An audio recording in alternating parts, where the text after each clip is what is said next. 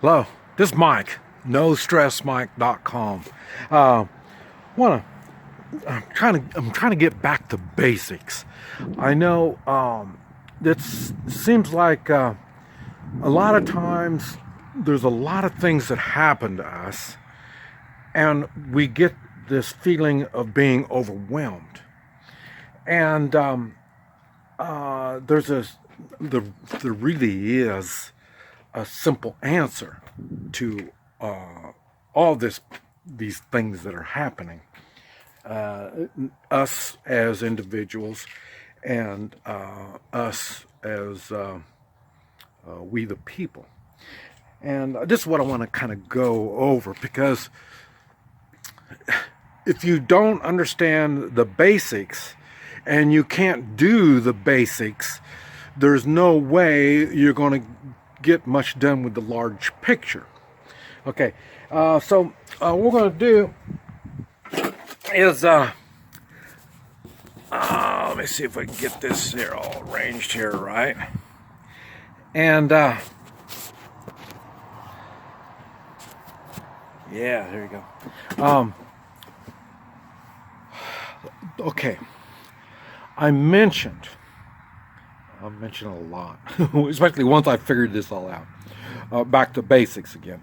Okay, in the United States, what makes the United States great, and this, now you got to listen to this whole part. I'm going to try to break it down here. Okay, in the United States, God is number one. God is number one. Number two is we the people. And that's, we the people are strong individuals. Okay, and then it's the Constitution. And the Constitution is our form of government. And the Constitution lays out the groundwork for the government. Not we the people, and not we like individuals. It has to do with the government. Okay. Now, none of this, the God, we the people, or the government, none of that makes sense if you don't have your God-given unalienable rights. If you don't recognize those rights, then the rest of this is kind of hard to comprehend. Now, the reason God is number one, He's the number one superior power. Now, only if you believe in God. If you don't believe in God, then God is not a superior power. Okay, the crooked politicians, the bad bureaucrats, the people in government offices and all this, the people that have these constitutional duties, they're working in the government, the Constitution, and they don't put God as number one, then they're recognizing somebody, something, some whatever has got more power than anything. This is why you don't want debt. When you have debt, when you owe, that person has the power over you. So when you don't owe anybody, then there's nobody with financial power over you. This is why you take care of yourself. You just don't eat all this food that makes you unhealthy. You don't do that. Because once you do that, then you say, government, give me some health care because I'm a pig and I don't take care of myself. Then you look at government as God. That's a no-no. So you got to keep God first. And God is first, then we the people. And if we the people believe in God, then we will make the right choices. and then our government will not go astray. We've made some bad choices as we the people. We the people have allowed bad things to get in our government. And these things are New World Order people. In other words, they don't want borders. They want us to be just like all these third world people. You know what I mean? And remember, these people, they're New World Order people, they are going to do well. You know what I mean? And that's because they're basically, okay, socialist, progressive, communist, they're just in New World Order. They're all the same. They're just at different levels of where they're going. The ultimate goal is New World Order, the UN. When the UN has the power over everybody, then they say things and you don't have nothing to say about it. Okay, well, it's the same thing when you, as we the people, allow the government to say this crap and we go along with it. We're the same thing. I mean, hey, don't do anything. Call 911. You're stupid. The government will handle it. And you see how stupid the people are in government. And why? Because these stupid people don't recognize God as the number one power. They answer to who? Whoever it is in their boss guy. They've eliminated the morals, the doing the right thing. They've eliminated because they're just listening to their boss. I told you, even the Marines, when I went to Vietnam, they said, we are under no obligation to take immoral orders. And I'm going to war. I'm going to kill people.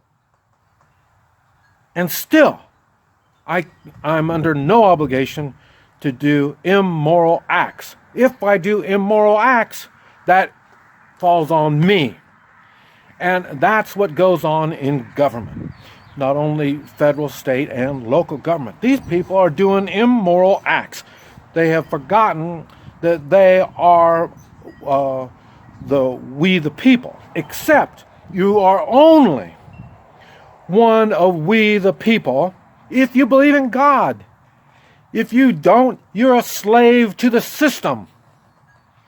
And, you cannot allow yourself to be a slave to the system.